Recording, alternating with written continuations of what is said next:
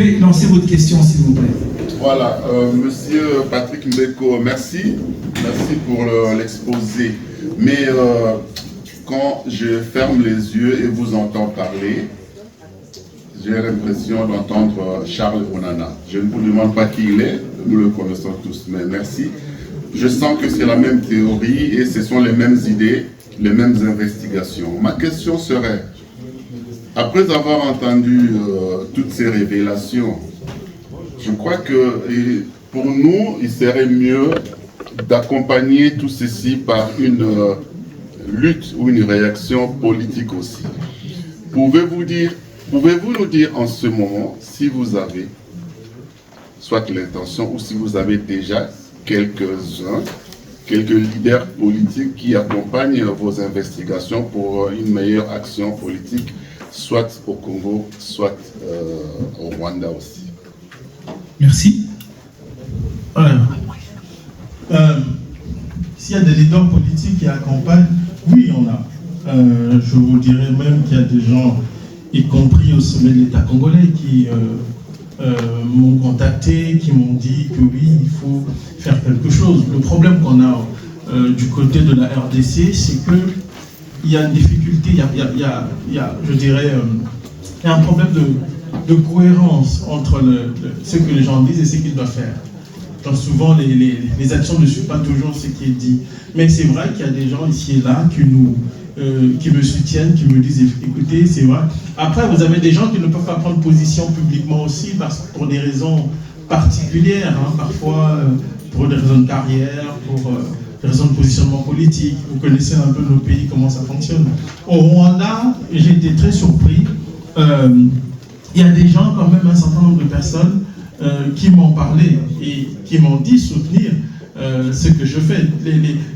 La personne, par exemple, qui m'a permis de comprendre comment le Rwanda manipule les juridictions étrangères, c'est quelqu'un, quand même, voilà, je ne peux pas donner, comme je l'ai dit, je ne peux pas donner des détails, mais il y a quand même des gens qui trouvent que ce que nous faisons est bon, pour la simple et bonne raison que le Rwanda, comme je le dis dans la conclusion de mon bouquin, est une bombe à retardement. Et les investigations que nous faisons, les recherches que nous faisons aussi, c'est pour la postérité. C'est parce que si on ne le fait pas, qu'est-ce qu'on va enseigner à nos enfants sur ce qui se passe dans ce point-là? Qu'allons-nous retenir de ce qui nous arrive aujourd'hui? Et ici, je parle en tant qu'Africain, Rwandais, Congolais, Burundais, tout ce qu'on veut. C'est ça aussi qui est important. C'est pas pour rien que du côté de Kigali, on se bat pour que des voix comme les nôtres ne soient pas entendues. Parce qu'ils ont compris l'importance de ce que nous faisons. Vous savez, je vais vous faire une petite, c'est pas une révélation en soi, mais j'ai été invité à Kigali. Bon. On m'a dit non, rien ne va t'arriver, tu rencontreras tout le monde. Vraiment, c'est sérieux. Mais pourquoi ils le font? Parce qu'ils ont compris que il faut coopter les gens. Pour eux, c'est une question de survie politique. Et c'est ce que nous devons comprendre. Les gens ont tendance à négliger l'histoire ou les livres, tout ce que nous disons, mais eux ne le négligent pas. Et ça, ils connaissent l'importance. Si Kigali exerce des pressions, comme les gens de Jambo peuvent vous le dire, hein, quand ils organisent des événements, ils sont toujours là. Quand vous publiez un livre qui sort, ils sont toujours là, ils vous tombent dessus, ils appellent des salles de conférences pour canceller, pour annuler les événements. Ils le font parce qu'ils en ont compris l'importance. Et moi, le plus important pour moi est que vous comprenez cela et que vous devez vous approprier ce que nous faisons. Une fois qu'on le fait, moi, ce bouquin ne m'appartient plus. C'est moi qui l'ai écrit, oui. C'est moi qui l'ai écrit, oui, mais après, ça ne m'appartient plus. Il vous appartient. Et c'est à vous de l'utiliser comme bon vous semble. Pour vous donner une idée, depuis que l'enquête de Forbidden Story est sortie, parce que j'ai parlé du bouquin, certains en ont relayé, mais les gens de votre pays ici, là, m'ont contacté. Je n'irai pas plus loin. J'ajouterai quand même un élément de réponse très concret pour la Belgique, par exemple. Il y a une formation politique en exil qui essaie de faire son chemin et qui se base beaucoup sur le travail de Patrick. Ce sont les FDU, Forces démocratiques unifiées. Et effectivement, Patrick a cité aussi des organisations de la société civile, ici même en Belgique, dont Jambo ASBL, co-organisateur de l'événement aujourd'hui, et le Réseau international des femmes pour la démocratie et la paix, RIFDP en abrégé. Donc juste pour vous donner quelques noms, en tout cas du côté rwandais, d'organisations qui essayent de faire avancer les choses de manière concrète. Pour reprendre deuxième question, et si tu appuies sur le grand bouton. Bonjour, j'aimerais remercier Patrick Mbeko pour tout son travail, pour tout ce qu'il a fait jusqu'à présent, qui est remarquable. Je remercie également les associations qui ont préparé cette journée. Je suis très heureux d'entendre que Patrick Mbeko a mis le point sur a touché un point qui est très important, que moi j'ai remarqué depuis toujours, c'est que, en fait, dans la problématique rwandaise, il y a un problème de rhétorique. Et aussi longtemps qu'on n'a pas travaillé, qu'on n'a pas eu le courage de travailler sur la rhétorique, je crois qu'on peut, tout ce qu'on pourra faire, il n'y a rien qui va changer. Parce que, effectivement, j'ai déjà entendu cette assertion comme quoi, en fait, ce qui s'est passé au Rwanda, c'est les mauvais contre les mauvais. Et que Kagame, quoi qu'il soit mauvais, c'est le moindre mal, parce qu'on dit qu'il a mis fin au génocide. Donc, aussi longtemps qu'on n'a pas eu le courage de travailler sur la rhétorique, de montrer que la rhétorique est faussée, je crois que jamais, ça fait 30 ans, jamais on va avancer. Et Et votre question? Et ma question, c'est, par exemple, un des points importants qui constitue cette rhétorique, c'est de dire qu'il y a eu un génocide au Rwanda contre les Tutsis et qu'il y a eu des crimes contre l'humanité contre les Hutus. Et moi, quand j'analyse le problème, je me rends compte qu'en fait, au Rwanda, si on veut parler de génocide, il y a eu aussi bien un génocide contre les Tutsis que contre les Hutus. Et je sais que quand on regarde les associations de défense des droits de l'homme, tous ceux qui s'expriment, ils disent « Ah oui, génocide contre les... » Ils reprennent cette rhétorique. Et moi, la question à Mbeko, pour être court, c'était de savoir est-ce qu'il ne faut pas avoir le courage de remettre en cause cette rhétorique et quand on s'exprime sur ce sujet, oser dire génocide contre les Hutus ou génocide des Rwandais ou tout simplement parler de crimes tout simplement, mais ne pas vraiment dire génocide contre les Tutsis et crimes contre l'humanité concernant les Hutus. Voilà, c'était ma question. Question claire? Oui, je suis totalement d'accord. D'abord, je dois rappeler qu'après les événements en 1994, l'ONU parlait de génocide rwandais. On parlait souvent de génocide des Hutus et des Tutsis et des Hutus modérés. Mais pourquoi est-ce qu'on utilisait l'expression Hutus modérés? Parce qu'en réalité, la réalité des faits contredisait le narratif de Kigali, du FPR et de ses soutiens à ce moment-là. Alors, comme le génocide vise un groupe donné, or, dans le cas qui nous concerne, les Hutus étaient massacrés aussi comme tels, pour ce qu'ils étaient, ou pour ce qu'ils sont. Il est devenu difficile de dire génocide des Tutsis comme ça, sans laisser, alors, tout en laissant de côté les victimes Hutus. C'est la raison pour laquelle on a parlé de génocide des Tutsis et des Hutus modérés. Le problème, c'est que Hutus modéré est une expression que je trouve indécente. C'est une expression indécente qui ne doit pas être acceptée par aucun Rwandais, par aucun Africain. Donc, là, tout chercheur sérieux ne peut pas accepter une telle expression. Comme je dis dans le livre, on n'a jamais dit des Allemands qui n'ont pas adhéré à l'idéologie du Troisième Reich que c'est des Allemands modérés.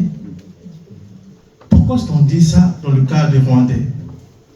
Est-ce que les Blancs qui n'ont pas participé aux politiques d'extermination des Noirs ou à la ségrégation raciale sont-ils de Blancs modérés ou ce sont des Américains modérés?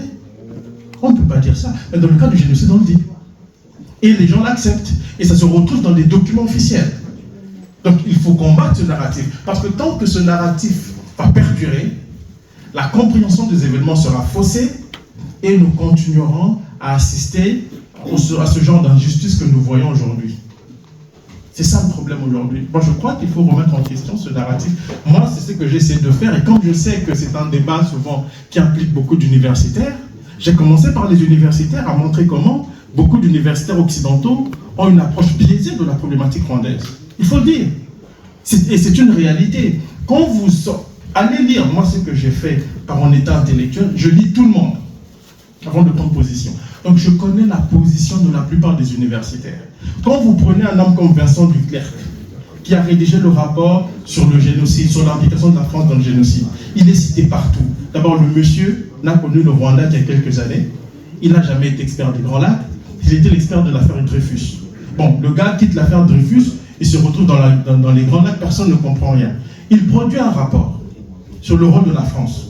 Un rapport, le rapport est structuré, mais les conclusions sont mauvaises.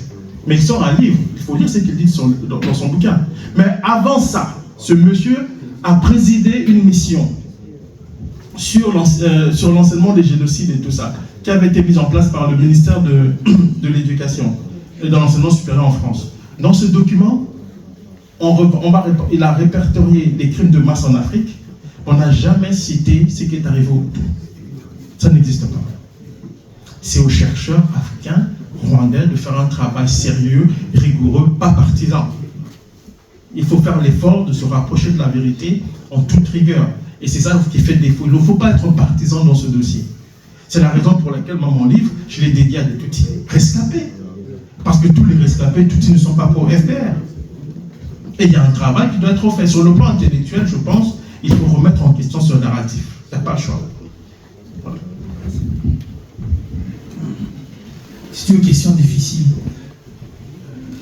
Mais sur ce point, si je peux ajouter une information intéressante, sur le site de Jean-Bois Esbel, justement, il y a une proposition de comment déconstruire cette narrative, surtout en insistant sur l'histoire qui n'est jamais racontée, à savoir le génocide contre les Hutus.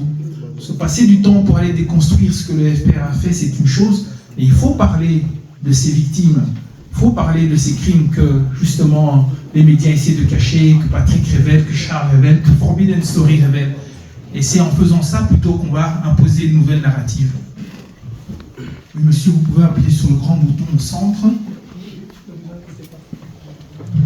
Donc, moi, c'est plutôt la problématique du Congo, parce que je suis d'origine congolaise de mer, donc je suis congolais de mer et de terre, comme on dit. Alors, il y a une partie de ma famille qui a été massacrée à plus de 2000 km du Rwanda, donc exactement dans la région de Manono, qui était soi-disant la région de Laurent Désiré Kabila. Nous n'avons rien à voir avec eux, mais lors de la deuxième guerre, donc de 98, 17 membres de ma famille ont été massacrés là-bas. Alors, Monsieur Mbeko, ça c'est simplement comme introduction, mais je souhaiterais deux choses vous expliquer. Lubwenge, ici en Belgique, il y a 30 ans, j'ai été jeune à l'université de l'ULB. Qu'est-ce qui s'est passé? C'est là la première fois où on a manipulé les universitaires, donc dans l'amphithéâtre qui s'appelle le Janson. Et dans cette partie ici, rue Washington, ici, le centre, ça a été la deuxième conférence. Ici même, il y a 30 ans. Toute une journée complète qui avait été consacrée au génocide rwandais. Il faudra formuler votre question. J'en viens. Le premier qui a présenté ça, c'était M. Guy Verhofstadt, celui qu'on appelait Baby Thatcher à l'époque. Le deuxième qui avait été probablement manipulé, c'est M. Ludo Martens, qui est du PTB, mais qui est mort dans des circonstances, on ne sait pas comment, d'un cancer très généralisé, très rapide à Kinshasa. Alors, ce qu'il y a, maintenant, je vous ai vu la dernière conférence que vous avez donnée à l'ULB dans une petite salle. Je voudrais bien que vous essayiez d'organiser une conférence, confrontation pratiquement, entre M. Guy Verhofstadt et M. Suinen, qui puisse lui apprendre, parce que Guy Verhofstadt a été patron ici à la Commission européenne. Il faudrait qu'il y ait des confrontations concernant ça. Quel est le rôle qu'il a joué exactement au Rwanda? Ça, c'est ma question. C'est une suggestion plutôt. Très bien. Je ne sais pas si tu veux commenter ou bien si on prend une question plutôt. Je prends une question, mais je peux prendre une réponse. Ok. Oh, mais c'est vrai, ce que vous dites sur le Boeing, bon, les Rwandais le connaissent mieux que moi.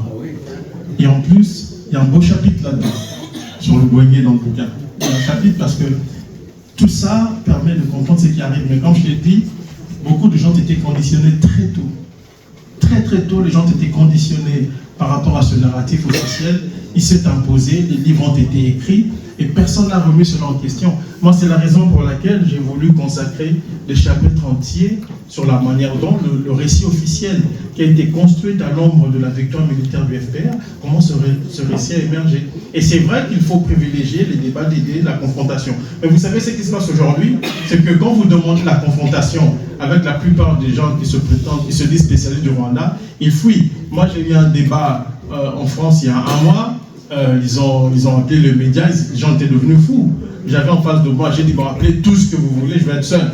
Je ne peux pas t'accompagner, mais tout le monde fuit. Et puis après, au final, on vous dit, non, mais on ne veut pas débattre avec lui parce que lui, c'est un jeune. Comment ils appelaient? Ils ont dit, je suis un négationniste en chef. Ils m'ont quand même appelé comme ça. J'ai dit, bon, moi, je n'ai pas de problème avec ça. Ceux qui ont suivi le débat l'ont bien vu. Je ne suis pas idéologique, ça ne m'intéresse pas. On essaie de comprendre. Et je suis d'ailleurs plus dur à l'égard des autorités de mon pays d'origine que par exemple Kagame. Ça, c'est mon point de vue. Mais ce que je veux dire par là, c'est que les faits restent les faits. Il faut avoir l'honnêteté intellectuelle d'aborder les choses sans partisanerie, sans parti pris et sans a priori. Et c'est le problème des militants. Il ne faut pas oublier, je vais m'arrêter là, je le dis dans le livre, il y a beaucoup d'universitaires aussi en Occident, même des politiques, c'est une question de carrière. Aujourd'hui, le Rwanda, ça fait des carrières. Et ça démolit aussi les carrières. Ce qui fait qu'il y a beaucoup d'universitaires qui n'ont pas le courage d'aborder la question. Et moi, il y a des universitaires qui me l'ont dit très clairement. Je n'ai pas envie d'avoir cette position-là parce que ça peut me coûter cher. Le seul qui a eu des propos très durs, c'est un ancien de RSF qui, lui, parce qu'il a été manipulé aussi, mais quand il a compris la vérité, la réalité des faits, il a changé de position, mais il a été mis au banc par ses collègues. Et il est extrêmement dur, je reproduis son témoignage, il est extrêmement dur à l'égard de ses collègues. Parce qu'il dit que c'est un système qui est devenu totalement mafieux. Est-ce que monsieur le ministre Verhofstadt, c'est ça, acceptera-t-il de débattre? Je ne crois pas, hein. Les gens n'aiment pas ça, parce que si vous les exposez, vous mettez en danger leur carrière. Il ne faut pas oublier ça. Et eux, c'est leur carrière qui compte, ce n'est pas la réalité ou la vérité des faits. J'ajouterais juste que Johan Sweden a préfacé le livre de Patrick, donc vous aurez déjà son avis dans le livre. Ah, parfait. Il a écrit un livre en néerlandais. Aussi un Verhaal, quelque chose comme ça, si je me souviens son nom. Ensuite, nous pouvons poursuivre. Monsieur, oui. Bonjour. Du coup, moi, je m'appelle Komeza. C'est nous qui nous avons invités à la conférence avec Johan Sweden il y a un an. Comme vous l'avez souligné aujourd'hui, il y a un problème de rhétorique. Surtout nous, en tant que jeunes rwandais, quand on est face à ce genre de débat, il y a un débat qui est émotionnel. Et venant des autres partisans, aussi, il y a une doctrine, aussi, que ce soit au niveau des Occidentaux ou des Rwandais, qui ont été endoctrinés, ils ont une doctrine la propagande du narratif de Kagame. Et c'est très difficile pour nous d'avoir ce combat intellectuel de manière franche, parce qu'on a un manque d'outils. Et je pense que le travail que vous faites et le travail de Shaolin que vous faites nous aide beaucoup énormément pour cela. Et c'est d'ailleurs pour ça que je vais vous poser une question qui est liée à un débat qu'on avait eu et qui a été du fait que est-ce qu'il y a eu une préparation du génocide ou non.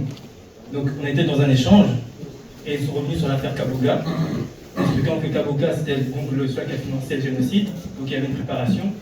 Et on est en manque d'outils par rapport à cela. Alors est-ce que vous avez, d'un point de vue de vos recherches, une manière de les expliquer, est-ce que oui ou non il y a une préparation ou non? Et ça c'est par rapport à la deuxième question, c'est par rapport plus au responsable Jombo qui est ici. C'est lié au fait que oui, actuellement, il y a au niveau de la jeunesse, l'ambassade par exemple, on voit que Rwanda Youth Club, etc., qu'il y a une certaine transmission des narratifs qui est fait de la jeunesse rwandaise à travers leur institution. Mais qu'est-ce qu'il en est de Jombo, également au niveau de nos jeunes, également aussi au niveau des parents qui sont ici, au niveau de leurs enfants? Qu'est-ce qu'il en est de notre mission? Parce que nous, la plupart des jeunes qui sont victimes du narratif de Kagame, il y a un manque d'outils, il y a un manque aussi d'implication, il y a une crainte qui se transmet. Et donc voilà, ça c'est plus par rapport à Jombo. Merci. Par rapport à la planification, je pense que la question a été réglée par le TPR.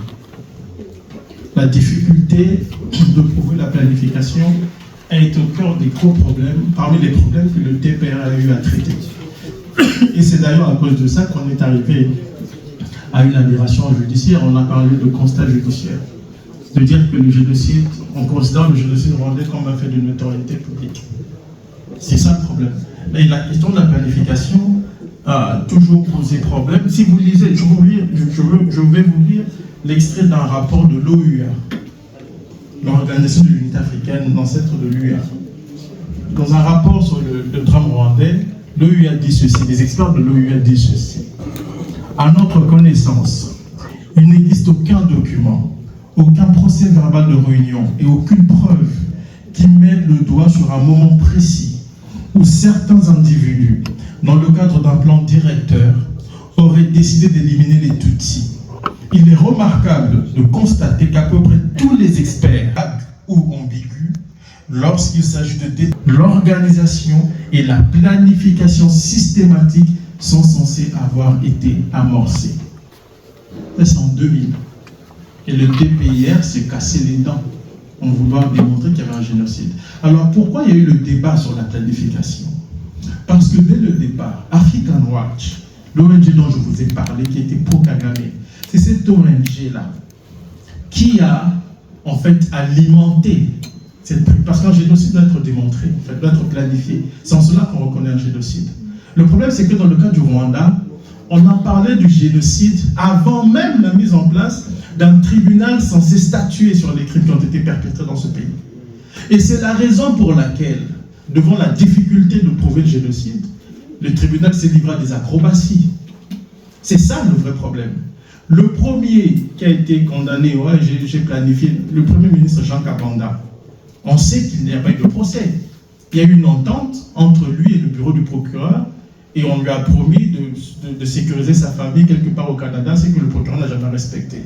Et Jean Kabanda, on le sait, a été terrorisé. Plusieurs juristes me l'ont dit, qui est au TPR.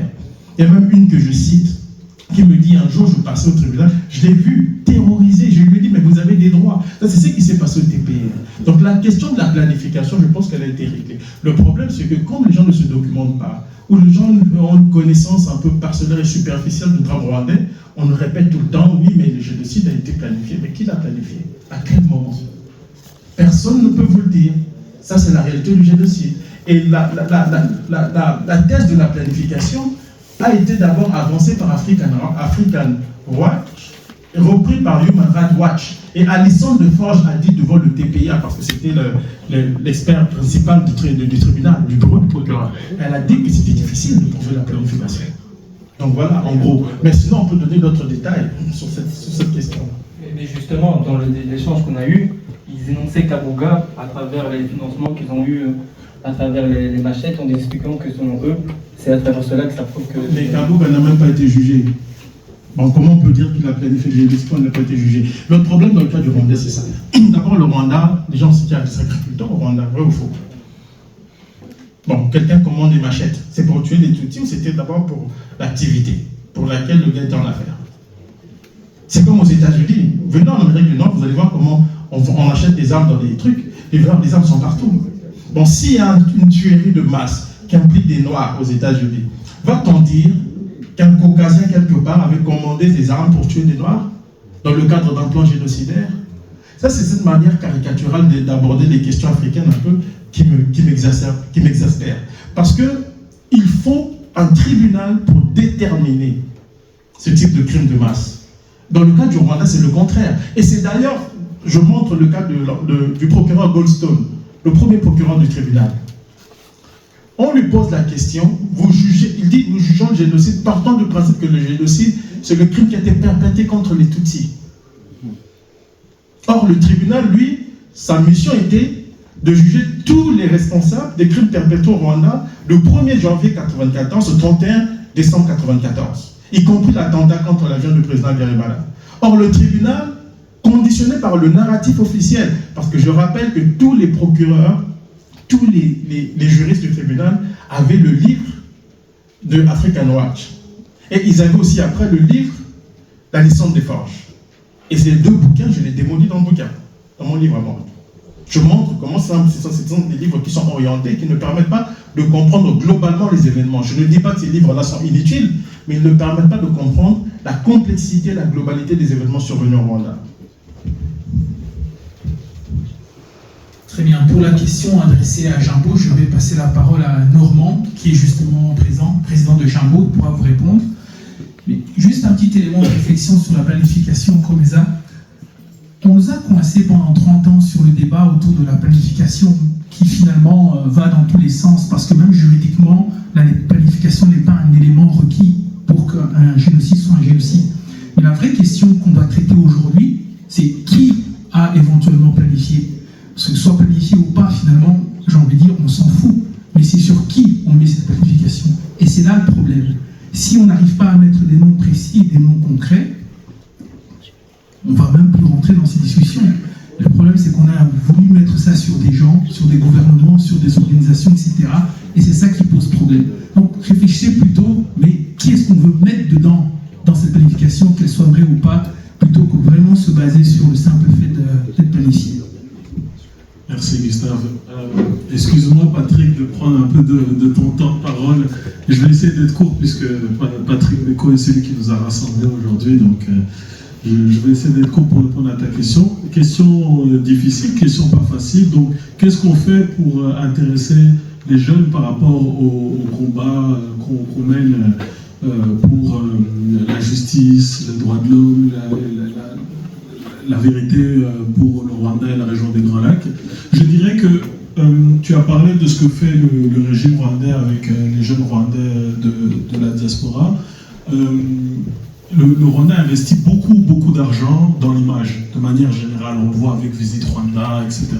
Et il investit également beaucoup d'argent pour intéresser les jeunes et offrir une image faussée du Rwanda d'aujourd'hui et les conduire à aller au Rwanda, à y aller avec des œillères et revenir en racontant que tout est magnifique au Rwanda. Évidemment, on ne peut pas rentrer sur le même terrain qu'eux, puisque pour nous, ce combat, c'est pas du marketing, ça ne rapporte pas d'argent, c'est pas quelque chose qui est valorisant. C'est valorisant d'une certaine manière parce qu'on est fier de mener ce combat pour des valeurs auxquelles on tient. Mais je dirais qu'au quotidien, c'est quelque chose de difficile. On est menacé, on est attaqué. Donc, c'est quelque chose qui n'est pas sexy, entre guillemets, excusez-moi du terme, pour intéresser les jeunes. Donc, la première chose, c'est que je dirais que Jambo a été fondé il y a 15 ans par des jeunes qui avaient tous moins de 30 ans. Et qu'est-ce qui les a poussés à aller? C'est pas leurs parents qui les ont poussés à aller, c'est pas d'autres organisations, c'est la conviction que ils vivaient une injustice, que les autres Rwandais vivaient une injustice et qu'il était nécessaire de faire quelque chose. Tout au long de notre existence, on a fait de multiples projets pour emmener le maximum de jeunes avec nous dans les actions qu'on mène. Je citerai ne fût-ce qu'une action qu'on a menée il y a un peu moins d'un mois, où on est revenu sur les 30 dernières années. C'est une action qui a été menée organisée par des jeunes qui avaient tous autour de 25 ans et qui ont donné leur vision des 30 dernières années et leur vision des 30 prochaines.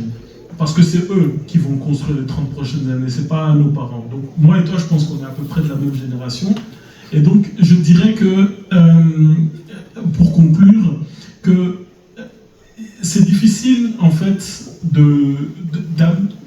d'amener les jeunes, de les pousser, de les intéresser en utilisant les techniques modernes, tout ce qui est, je sais pas, Instagram, TikTok, tout ça, ça suffit pas. Je pense que il y a une conviction à avoir dans son cœur qu'il est nécessaire de mener ce combat pour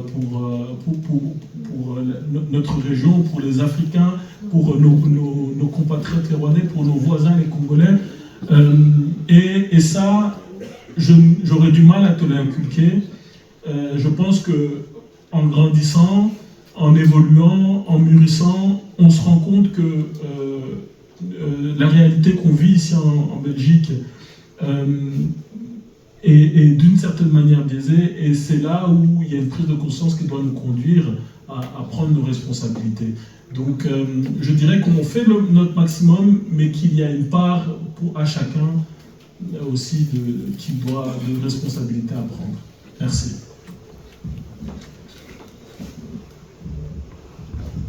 Très bien, on va poursuivre avec les questions. Monsieur, vous avez demandé la parole tout à l'heure, c'était... Non, c'est passé, peut-être la question a déjà été posée. Ok. Oui, ici, et puis on enchaînera avec monsieur Lebas.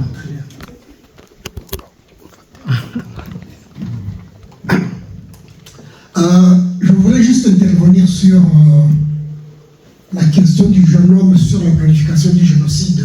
Je crois que peut-être Mbeko en a parlé dans son livre, mais c'est juste un point que je vais éclaircir. Quand on parle de la planification du génocide, dans les tribunaux et dans les forats internationaux, on a toujours parlé que c'est le gouvernement qui était en place, qui a préparé le génocide.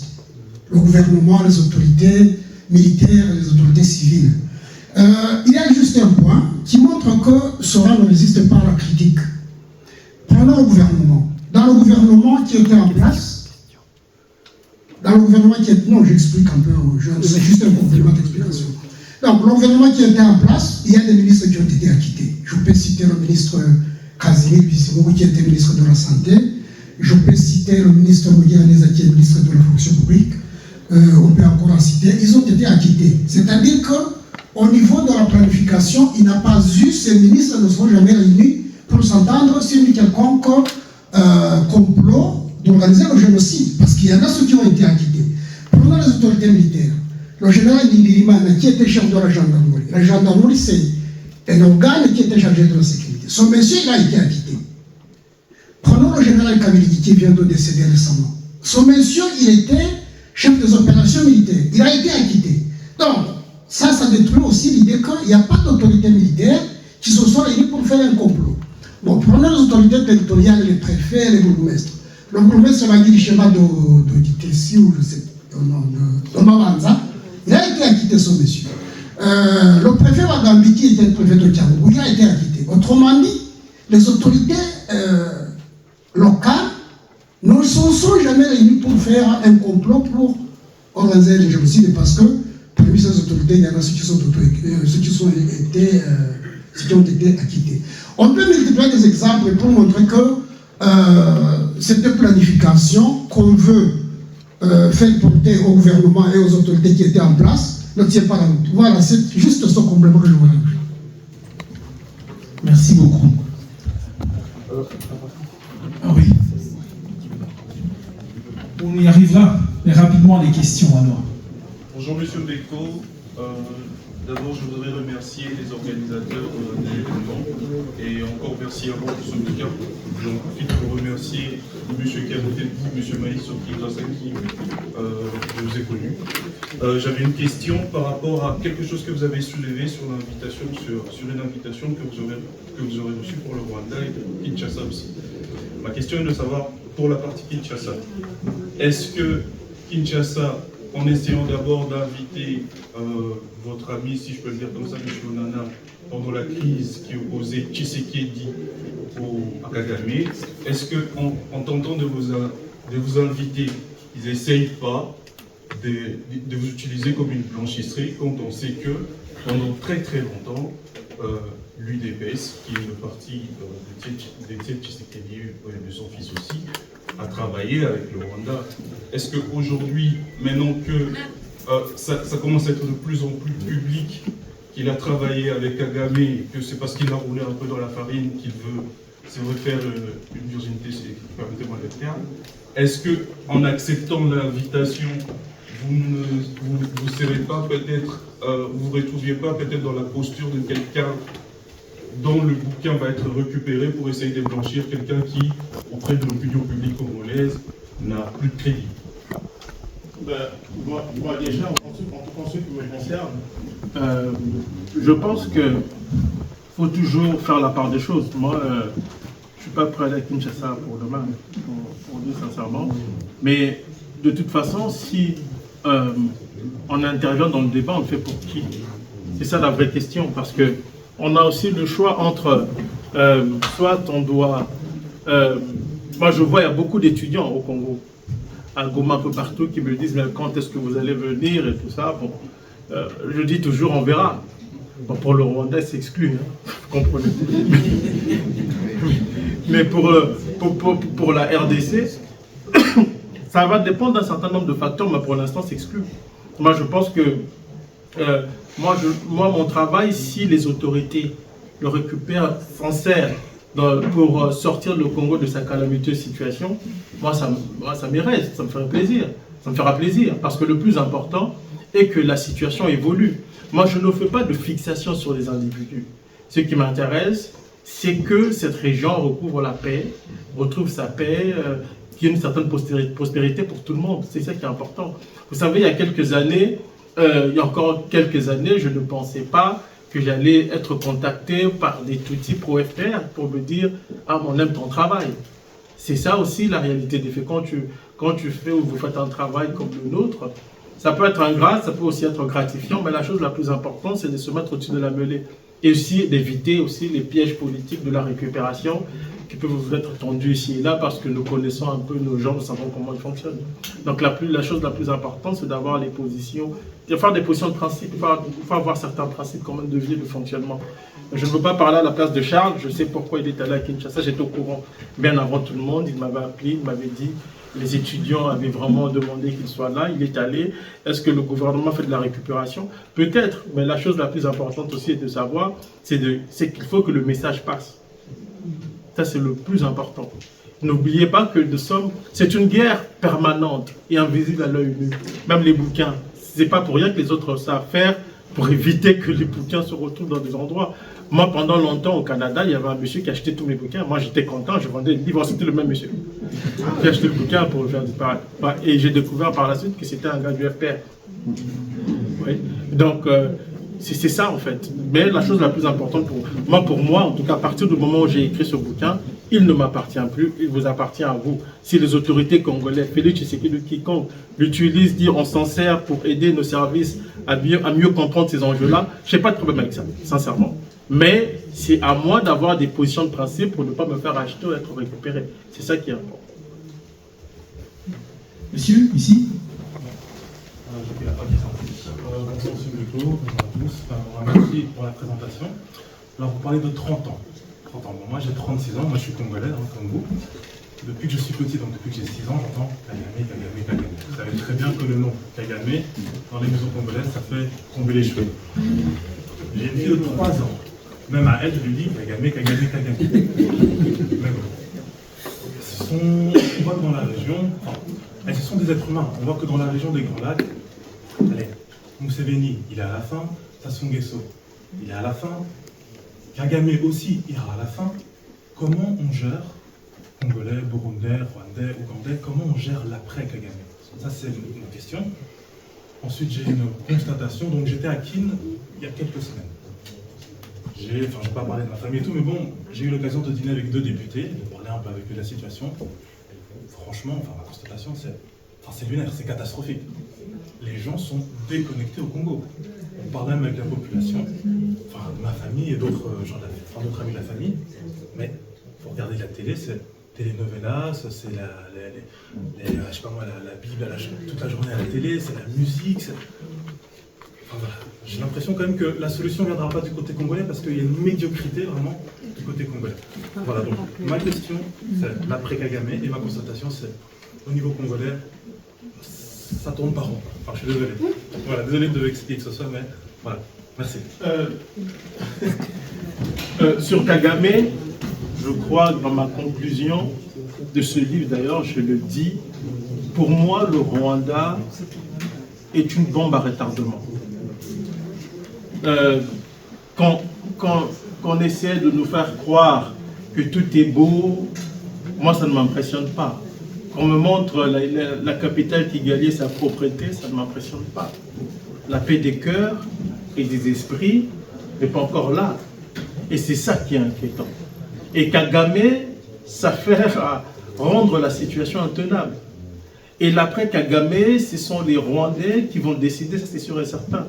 Mais là où vont les choses, je pense que si aujourd'hui Kagame venait à tomber, nous allons assister d'abord à une forme de récupération de pouvoir par les extrémistes du FPR, qui appartiennent souvent, c'est les gars de l'Ouganda, qui sont souvent très extrémistes, ils vont tout faire pour que la situation soit maintenue et contrôlée.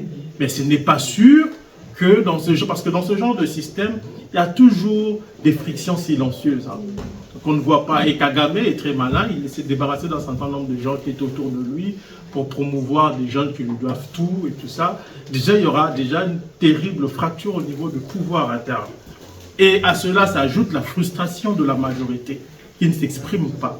Et ça, c'est encore plus dangereux. C'est-à-dire que au lieu d'assister à ce que nous avons vu, parce qu'en fait, en 1994, on identifiait l'autre par rapport à son positionnement politique.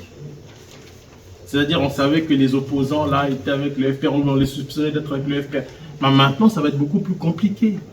Parce que vous aurez certainement des terribles... il y aura des réactions d'abord. Il y aura une bataille rangée entre les Tutsis de la diaspora, là, qui ont pris le pouvoir depuis 1994. Il y aura déjà, entre eux, il y aura des frictions importantes. Et puis après, comment vont-ils se comporter quand ils vont voir la majorité silencieuse, un certain nombre de Tutsis de l'intérieur qui souffrent en silence, aussi prendre position? Nous risquons d'assister à un autre 1994. C'est ça qui m'inquiète. Et c'est la raison pour laquelle je pense qu'il faut, surtout au niveau de l'élite Tutsi, il faut que les gens prennent conscience de cela. Je crois qu'il faut vraiment... Parce que moi, il y a un pays qui m'inquiète dans cette région, c'est le Rwanda. Et Kagame, il est seul, en fait. Ce monsieur n'est pas... Kagame est seul. Quand vous regardez le personnage, son pouvoir, vous connaissez l'histoire du FPR, vous vous apercevez qu'il est seul. Et il a réussi à asseoir son système par la terreur, y compris contre les siens. C'est ça qui est terrible. Alors, qu'est-ce qui va se passer après lui? Moi, je croise les doigts, j'aimerais bien, j'espère vraiment qu'il n'y aura pas un autre génocide comme en 1994. Maintenant, ce sont les Rwandais qui vont négocier ce tournant-là. Veut pas, peut-être avec l'assistance de l'Occident qui va essayer peut-être d'imposer une certaine façon de faire les choses. Et puis, par rapport à la RDC, ça c'est moi, j'ai toujours été très critique à l'égard du gouvernement congolais parce que je discute quand même avec beaucoup de gens en RDC. Et quand vous parlez, même aux acteurs qui sont sur place, qui sont au pouvoir, ils vous disent en privé que rien ne va dans le pays. Et aujourd'hui, on dit Kagame, moi je dis Kagame, mais je rappelle toujours la responsabilité première des Congolais dans la défense des intérêts de leur pays. Même si j'ai parlé dans mes autres ouvrages du rôle des Occidentaux, des puissances occidentales, les Congolais sont les premiers responsables de ce qui arrive à leur pays. Ils doivent défendre leur pays, prendre position en fonction des intérêts de leur pays. Et ils ne le font pas bien. Ou quand ils le font, c'est toujours de manière bancale. Et les gens sont beaucoup plus préoccupés par leurs intérêts personnels. La tragédie congolaise, c'est qu'on a aujourd'hui des gens qui ne se soucient même plus en fait des intérêts du pays. Même quand ils parlent au nom du pays, c'est toujours en fait en fonction de leurs intérêts personnels. On parle du Congo, mais en fait, ce sont ses propres intérêts qu'on défend. Et c'est ça le drame de notre pays. Mais j'espère que les choses vont s'améliorer. Félix, moi je sais, hein, je le dis dans le livre, je parle d'ailleurs de son rapprochement avec Kagame. Je l'avais dit dès le départ, à l'époque, je n'étais pas compris. Moi, je savais qu'il allait se faire avoir. Parce que justement, il avait une compréhension bancale de ce qui se passe. Quand on parle du narratif. Mais quand les autorités congolaises ont intériorisé le narratif de Kagame et de ses lobbyistes, comment voulez-vous qu'ils abordent la question avec beaucoup d'objectivité? Quand Félix va à Kigali et dit les victimes congolaises, ce sont les effets, les dommages collatéraux. Il le dit en fonction du narratif officiel qui dit que c'est parce qu'il y a un génocide là-bas, il y a eu des génocidaires au Congo, que les autres sont intervenus pour tuer des gens et puis des Congolais sont morts comme ce sont des effets collatéraux de ce qui s'est passé. C'est le problème. Il faut maîtriser les enjeux. J'ai eu des discussions, je vous dis, à des très hauts niveaux, y compris avec des responsables de la sécurité. Les gens ne maîtrisent pas la réalité des événements. Ils ne le maîtrisent pas. Et j'espère qu'ils vont lire ce livre, vont peut-être modifier leur approche de la question. J'espère bien. Et d'autres livres, bien entendu. Juste un petit complément sur sa question. Vous avez répondu qu'au Rwanda, il y a des Tutsis à l'intérieur, des Tutsis à l'extérieur, etc. Mais au Rwanda, on ne parle plus d'ethnie, on ne parle plus de Tutsis et de Hutus.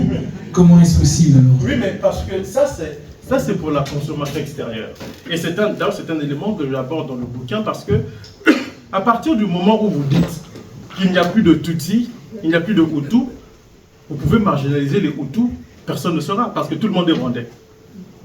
C'est la stratégie de Kigali. On dit qu'il n'y a plus de Tutsi, il n'y a plus de Hutu, mais chaque le 7 avril, on commémore les génocides des Tutsis, et les Hutus, on les parque à côté. Parce qu'il faut quand même dire que dans cette histoire, l'un des chapitres, le dernier chapitre du bouquin, je reviens sur le cas des survivants. Et je parle des survivants Hutus qui n'ont pas le droit de commémorer, les survivants Tutsis, qui certains souffrent en silence, et Meuble Karissira, j'avais discuté avec lui pendant un moment, avant même qu'on ne parle de lui, j'avais eu des discussions avec lui, avec un certain nombre de survivants. Kizito Mihigo, à qui je dédie ce bouquin, j'ai échangé avec lui, c'était des survivants qui n'étaient pas d'accord avec ce qui se passait. Eux aussi souffrent en silence. Mais il y a une troisième catégorie dont on ne parle pas beaucoup. C'est ceux que moi j'appelle les outils que vous connaissez, les moitiés, là. Ceux que j'appelle les mi-figues, mi-raisins. Eux, ils font quoi? Parce qu'au Rwanda, en réalité, quand on dit que quelqu'un est Hutu, c'est par rapport à l'ethnie du père.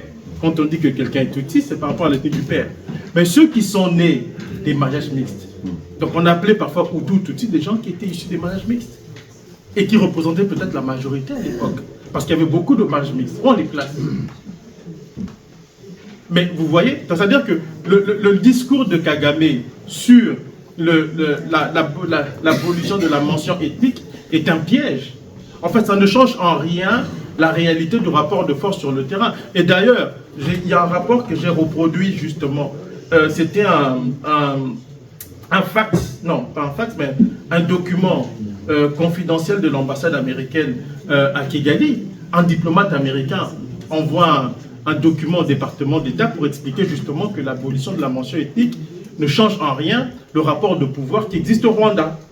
À partir du moment où Kagame vous dit qu'il n'y a plus de mention ethnique, en fait, c'est une communication tournée vers l'étranger et ça marche bien parce que les Occidentaux aiment ce genre de trucs. Il n'y a plus de mention ethnique, les gens ne se charcutent plus, c'est fini. Mais en réalité, au Rwanda, chaque Rwandais sait qu'il est Hutu, il est Tutsi, il est Hutsi. Chaque Rwandais le sait. Et c'est ce que dit l'ambassade des États-Unis à Kigali dans un document confidentiel envoyé à Washington.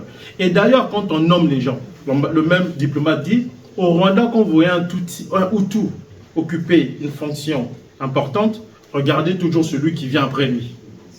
C'est lui le vrai détenteur du pouvoir et souvent il est Tutsi, même si on a aboli la mention ethnique. Très bien. Oui, juste en face et puis ce sera bon.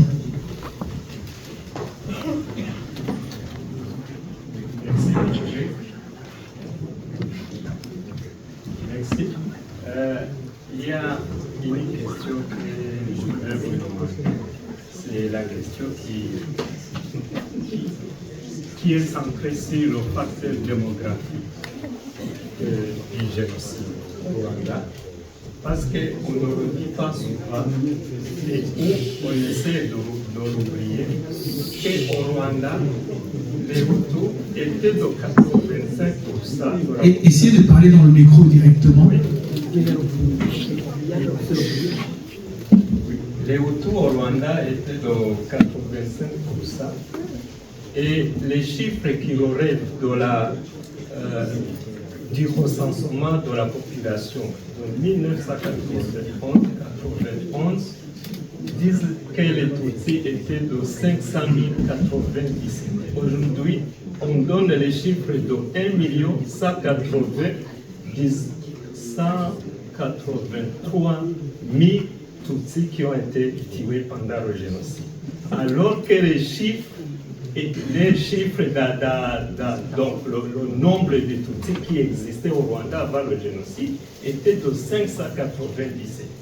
Donc son facteur démographique ment non seulement dans le discours politique national qu'international, mais aussi dans le raisonnement judiciaire, la résistance internationale, parce qu'on ne peut pas expliquer qu'il y a eu un mort un nombre de personnes qui ont été tuées alors qu'ils n'existaient pas dans le pays. Donc c'est la différence de 400 000. Il faudrait formuler une question. Oui. Je voudrais juste faire un rappel sur le facteur démographique. L'autre point concerne le cas de Léon Mugesera. Au Rwanda, on représente comme mastermind ou le cerveau du génocide. Mais dans le procès qui a eu lieu au Rwanda, il n'a pas été condamné comme planificateur du génocide, il a été condamné comme instigateur du génocide. Au niveau du droit, c'est tout à fait différent. Le planificateur et l'instigateur. Et l'autre point que le gouvernement aime dire, c'est accuser... Vraiment, il faudra formuler une question, comme ça on peut entendre la réponse de Patrick. On a besoin de ça. C'est ça. On a une règle, on va s'y tenir. Donc je vous invite à conclure et formuler la question. C'est le complément qu'on a besoin. Oui, c'est ça. Ce serait mieux de poser la question, ou bien s'il n'y en a pas, on peut entendre les autres questions et on interagira ensuite. Après, on a encore la salle jusqu'à 19h. Pour répondre rapidement à votre question, votre commentaire, la question des chiffres, pour moi, un mort, c'est un mort de trop. Qu'il soit rwandais, congolais, burundais, je le prends comme ça. Maintenant, si on revient de manière rigoureuse sur le décompte des morts, moi je le fais encore aussi dans le bouquin. Et j'ai reproduit toutes les études qui ont été faites sur le nombre de victimes au Rwanda, parce qu'il y a eu au moins 4 ou 5 études. Le problème, c'est que, encore une fois, on revient à ce que j'ai dit, le narratif. Parce que quand vous posez la question de savoir, mais il y avait combien de Tutsis au Rwanda pour massacrer 1 million, on commence à vous regarder avec des grands yeux. Moi, ça m'est arrivé à l'université de Toronto. J'avais un débat avec monsieur qui dit, un universitaire qui me disait, monsieur Mbeko, on ne peut pas vous permettre de contester le génocide de 1 million de Tutsis. Je lui ai demandé, là, vous parlez de quel pays? Et il me dit, on parle du Rwanda. Je lui ai dit, est-ce que vous savez combien de Tutsis il y avait au Rwanda à l'époque? Tout d'un coup, tout le monde a commencé à se regarder. Je lui ai dit, justement, quand on se base sur les statistiques et même qu'on extrapole, on n'arrive toujours pas à ce chiffre-là. Et ça, ce sont les chiffres du gouvernement rwandais. Il y a aussi les chiffres de l'ONU. Il y a des universitaires qui ont fait des travaux sur ça. Et c'est tout le problème dans l'histoire du génocide au Rwanda. C'est que le narratif est si problématique qu'il suffit de regarder simplement des éléments aussi élémentaires comme la démographie pour s'apercevoir que le récit officiel ne tient pas.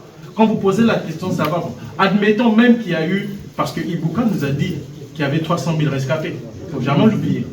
Ibuka nous a dit qu'il y avait 300 000 rescapés. Donc admettons qu'il y avait même 800 000 Rwandais qui ont été tués.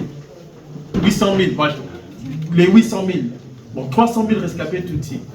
Dans un Rwanda qui comptait par exemple, extrapolant, 750 000 Tutsis. Donc il y a 450 000 qui ont été tués. Bon, si on prend le chiffre d'1 million là, les 550 000 là, c'est qui? C'est les Martiens? Ou si ce ne sont pas les Hutus ou les Tois? Mais quand vous posez cette question-là, tout le monde est gêné. Parce que le débat sur le Rwanda est très idéologique, même dans le milieu universitaire. C'est un débat qui est très idéologique. Et c'est difficile d'avoir un débat serein, parce que les gens viennent avec des a priori. Ils arrivent là pour vous dire, il y a eu 1 million de morts et puis on ne conteste pas. Pourquoi? Parce qu'il y a un autre problème dans le traitement du dossier rwandais, c'est que les Occidentaux, la plupart des chercheurs occidentaux, ont plaqué la réalité de la Shoah sur la problématique rwandaise. Alors que les deux problématiques n'ont absolument rien à voir. Et Cooperman, un chercheur américain, le dit très bien, il dit le problème dans le traitement du drame rwandais, c'est qu'on a appliqué le paradigme de la Shoah qui fausse tout. Et si on revient même à la question de la planification, parce qu'on l'aborde toujours sur le prisme de celui qui l'a planifié, on parle du principe que c'est le gouvernement en place. Mais qui ne dit pas que ça peut être planifié par ceux qui ont attaqué? Parce que ça, c'est une question qu'il faut aborder. En recherche, toutes les hypothèses peuvent être abordées. Il faut aborder la question de savoir qui avait intérêt à planifier le génocide rwandais, arriver à des résultats comme ça. À qui profite le crime? Or, si vous appliquez le paradigme de la Shoah, vous partez du principe qu'il y a un gouvernement en place, donc de Hitler, qui voulait massacrer une minorité pour x, y raison. Vous n'allez rien comprendre à la problématique rwandaise qui est beaucoup plus complexe et qui n'a rien à voir avec les événements, avec la Shoah ou quoi que ce soit. Or, on vous dit, dans certains milieux universitaires, que le génocide rwandais, c'est la Shoah de l'histoire africaine. On ne peut pas, ce n'est pas recevable. Par rapport à Mugesera, vous avez raison, mais au Canada, justement, quand ils l'ont poursuivi, Ils l'ont poursuivi il y avait plusieurs chefs d'accusation. Au Rwanda, oui, c'est clair. Mais quand le gouvernement rwandais a lancé des accusations contre Mugesera, il y avait planification, il y avait génocide, il y avait tout ça. Et le problème, d'ailleurs, dans ce dossier de Mugesera, c'est qu'on a vu les limites du potentiel explicatif de ce qui est avancé sur la question du génocide. Parce que, et on voit aussi comment Kigali instrumentalise la question. Le cas Mugesera est très clair. Comment quelqu'un contre lequel vous prétendez avoir des preuves, comment cet homme-là, une fois chez vous, vous avez de la difficulté à présenter ses preuves, vous faites des montages. Et à quel moment Mugesera avait poussé à la planification du génocide, à instiguer le génocide? En fait, ça ne tient pas la route. Mais comme on est parti de ce postulat-là, on l'a fait. Je vous donne un autre exemple. Le cas que j'ai cité de Teganya. Teganya a demandé l'asile au Canada. Son dossier a été rejeté. Mais il est allé aux États-Unis où il a été jugé pour génocide. Alors qu'il n'y avait aucun chef d'accusation le concernant au pénal. Il a été jugé pour génocide, planification du génocide et tout ça. Mais le juge qui a entendu l'affaire n'a jamais condamné Teganya pour génocide. On l'a condamné pour tout ce qui est lié à l'immigration illégale aux États-Unis, mais pas pour génocide. Et je suis tombé sur un document, les propos du juge en question après le procès. Ce juge dit que dans les mêmes conditions, s'il jugeait un Américain dans les mêmes conditions, il n'allait pas le condamner. Parce qu'il avait compris en fait qu'il y avait manipulation de preuves. Et j'ai découvert dans cette affaire-là que l'une des personnes qui est venue témoigner devant la justice américaine avait aussi témoigné comme témoin protégé au TPR. Et les propos qu'il tient dans le procès de Teganya n'avaient rien à voir avec ce qu'elle avait dit au TPR. Et donc ça vous montre à quel point Kigali instrumentalise les juridictions occidentales. Et ça semble faire l'affaire de certains fonctionnaires occidentaux peu scrupuleux quand il s'agit d'examiner les questions africaines. Monsieur, vous aviez une question, ensuite ce sera à vous, madame. Merci beaucoup, Patrick Mbeko, pour votre présentation. Je réponds au nom de Ngurunziza Isaac. J'ai eu la chance, ça fait la deuxième fois que j'écoute votre présentation. En fait, la question que j'ai, avec l'influence de Kagame et tout ce qu'il a fait pour criminaliser tout le monde, tout ce qui est Hutu, même avec des descendants des Hutu, est-ce qu'il y a un travail là-dessus pour que ça soit corrigé? Parce que même si lui, il va partir, quand même, ça va rester. Donc, qu'est-ce qu'il faut pour que ça soit corrigé en tant que le moment où on sait que ça existe? Deuxième question, comme vous avez dit qu'il y a eu beaucoup de rapports qui sont fausses, qu'on a fait pour juger tous les Hutus, est-ce qu'il y a moyen de faire des contre-rapports pour que tout ça, ça soit corrigé au moment où nous qui sommes au courant, on peut travailler là-dessus? Merci beaucoup. Votre première question, je n'ai pas bien compris. Vous voulez dire les faux rapports qui sont amenés devant les tribunaux, c'est ça? Oui, pour juger les Hutus. Oui. Donc, est-ce qu'il y a moyen de faire les contre-rapports? Le problème, c'est parce que je pense que ce livre en lui-même est un élément qui peut être utilisé. Le problème, c'est que dans les procès, qu'est-ce qui se passe? Vous avez ce qu'on appelle les témoins de contexte. Ce sont des experts qui viennent expliquer aux gens ce qui s'est passé. En fait, ce sont des gens, ce sont ceux qui permettent à l'histoire de rentrer par la grande porte du tribunal pour que tout le monde puisse comprendre ce qui s'est passé. Après, vous avez des documents, comme le document de Human Rights Watch. Et vous avez même des livres aussi qui sont présentés en preuve. Donc, par exemple, dans le cas d'un Rwandais au Canada dont la demande d'asile a été rejetée, on s'est servi d'une ligne dans le livre d'André Gueshawa, de la guerre au génocide. On a utilisé le passage d'un livre pour non seulement le refuser sa demande d'asile au Canada, on a voulu l'expulser. Et moi, je suis tombé sur... André Gueshawa est intervenu devant la justice canadienne pour dire que mais moi, je n'ai pas dit ça. L'interprétation que vous faites de mon bouquin, de cette partie-là, n'a rien à voir. Et le monsieur, à l'époque, n'était pas accusé pour génocide. Quand Kigali a su qu'il avait des problèmes avec l'administration canadienne, Kigali a monté un dossier contre lui pour planification du génocide. Bon, on parle de quelqu'un qui était quand même député au Rwanda, jusqu'en 2000. Vous voyez? Mais maintenant, ce qui se passe, c'est qu'il faut être capable d'apporter des éléments qui contredisent ça. Et c'est ce que j'essaie d'expliquer aussi dans le livre en disant que, parce que les témoins experts qui viennent, souvent de la part de la défense, ça c'est un phénomène que j'ai pu constater. La plupart des témoins experts de la défense ont peur de remettre en question l'histoire officielle, le narratif officiel. Alors ce qu'ils font, c'est qu'ils essaient de s'engouffrer dans le narratif officiel pour s'aimer un doute sur l'argument qui est présenté par l'accusation. Mais c'est un piège. Parce qu'en réalité, la plupart des procès pour génocide, c'est comme un combat de boxe. Ce sont des combats de boxe dans lesquels la défense applique la stratégie de l'accusation et se fait prendre à ce jeu-là. C'est déséquilibré. Parce que vous arrivez en cours, le juge est conditionné par le narratif officiel. Tout le monde, y compris votre propre avocat, peut-être qu'il ne croit pas en vous. Et on le voit, moi j'ai vu dans l'un des cas des avocats qui a dit à son client, écoutez, si vous remettez en question l'histoire officielle du génocide, je ne vous défends plus. Oui. Maintenant, qu'est-ce que vous faites avec ça?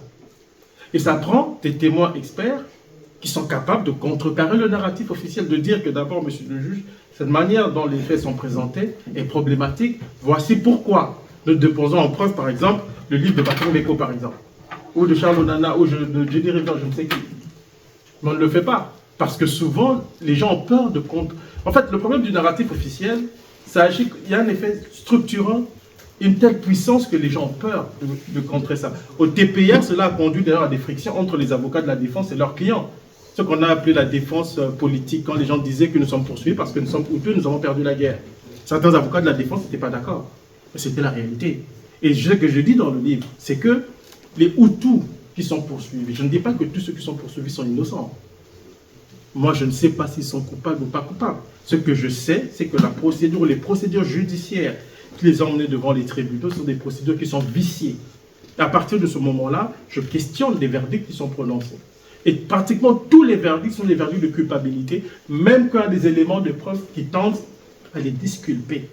Les seuls cas où il y a eu acquittement, je vais vous surprendre, ce sont des cas où les menteurs ont été pris la main dans le sac. C'est-à-dire que les témoins venus de Kigali ont menti de manière tellement désinvolte que le tribunal s'en est rendu compte et a décidé d'acquitter. C'est le cas de Mungwarere au Canada, ou d'un autre monsieur aux États-Unis qui avait été acquitté parce qu'au fond, on a dit qu'il avait pris part au génocide, et le monsieur dit, mais moi je n'étais pas là, j'étais au Burundi.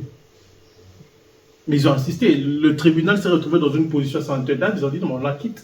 Mais dans les autres cas, les tribunaux condamnent. Parce que vous arrivez en cours encore une fois, le narratif officiel, c'est celui des vainqueurs. Et donc, ce que vivent les Hutus dans les tribunaux, c'est la poursuite de la guerre par d'autres moyens. Ils doivent le comprendre. Et c'est ce que j'ai dit à Madame Akizimana, la veuve de M. Jérôme Bikamopuka, le ministre des Affaires étrangères qui a été acquitté et qui est mort à Arusha. Et le Canada a refusé de recevoir cet homme qui a été acquitté par le tribunal. Ça, c'est l'autre scandale de l'ONU. Ces gens ont été acquittés par le tribunal de l'ONU et les pays occidentaux refusent de les recevoir. Alors qu'ils ont des familles en Belgique, en France, au Canada, un peu partout. Ceux qui ont réussi à venir, c'est souvent la Belgique, c'est l'un des rares pays à avoir accueilli la plupart de ces gens-là, mais non sans difficulté. Non sans difficulté. Et je relate tout ça dans le livre. On refuse de recevoir les Hutus ici. Pourquoi? Simplement parce qu'on parle du principe que même s'ils sont acquittés, ce sont des génocidaires qui s'ignorent. Donc il appartient aussi aux Rwandais, je le dis, de prendre leur courage entre deux mains et de dire que ça ne s'est pas passé comme ça. Mais de ne pas le faire de manière simplement militante et dogmatique, mais de le faire de manière rigoureuse. De demander des débats publics ouverts avec des prétendus experts ou des gens qui se disent experts sur le sujet, afin que le public puisse trancher. Moi, je ne dis pas que la vérité est de notre côté, mais je suis ouvert à la discussion pour au moins dire que les choses ne se sont pas passées comme on les présente officiellement. Alors, un élément de réponse aussi sur une question très très importante de comment sortir les jeunes ou les nouvelles générations de ce sentiment de culpabilisation collective. C'est assez ironique, mais essayez de suivre et d'écouter tout ce que le gouvernement du Rwandais vous dit qu'ils sont négationnistes. Parce que ceux-là qui traitent de négationnistes, c'est parce qu'ils sont en train de dire en fait les choses comme elles sont réellement. Jusqu'à présent, on observe beaucoup ce qui se passe et je n'ai pas encore vu vraiment de négationnistes qui nie que les Tutsis ont été victimes d'un génocide en 1994. On peut parler de comment c'est arrivé, etc., d'accord, mais des négationnistes comme ça, il n'y en a pas.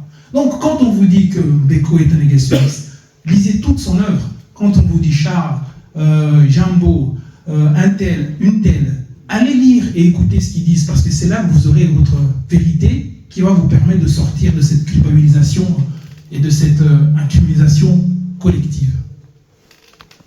Voilà, madame, vous aviez une question? J'ai deux questions en fait. La première, c'est comment voulez-vous sortir de ce narratif, la Shoah est appliquée sur le fameux génocide rwandais. Pourquoi est-ce que si vous ne voulez pas que ce narratif perdure, pourquoi est-ce que vous n'allez pas, comme on fait les Tutsis dans les écoles, parler et dire ce qu'il y a sur cette vérité-là? Parce que c'est comme ça qu'ils ont procédé. Et maintenant, les enfants qui vont grandir, ceux qui vont faire l'avenir demain, auront toujours ce narratif dans la tête que ce génocide, comme on en parle Tutsi, c'est la même chose que la Shoah. Parce que moi, je sais pourquoi, je vous dis, parce que j'ai été nourrie au biberon de la Shoah depuis la maternelle jusqu'à la fin de mon université. Et j'ai dû faire un travail de moi-même pour savoir que ce n'était pas toujours vrai ce qu'on me racontait. Alors, ce serait intéressant d'aller, je ne sais pas, vous n'avez pas peut-être le temps ou quoi, mais d'aller faire ce travail-là en profondeur dans les écoles. Parce que c'est là, même les livres, dans les écoles, c'est comme ça qu'on traite ce sujet-là. Et je vous le dis parce que je suis professeur, et que quand moi je vois ces bouquins et que je dois enseigner à mes élèves, mes étudiants sur ce narratif, je dis des vérités et on me traite de complotiste. Alors par la direction, et moi je dis, mais non, c'est vous qui êtes négationniste, parce que vous niez même le génocide qui s'est passé, enfin, je ne sais pas si on peut encore appeler génocide, puisque c'est les tribunaux qui doivent le dire, ce qui se passe au Congo après 1994. Donc vous voyez, et c'est très important, parce que c'est la deuxième question. Je ne sais pas si vous serez d'accord, mais qui ne risque rien n'a rien. Parce que je suis obligée de vous quitter et je voudrais bien que vous dédicaciez mes 2 livres.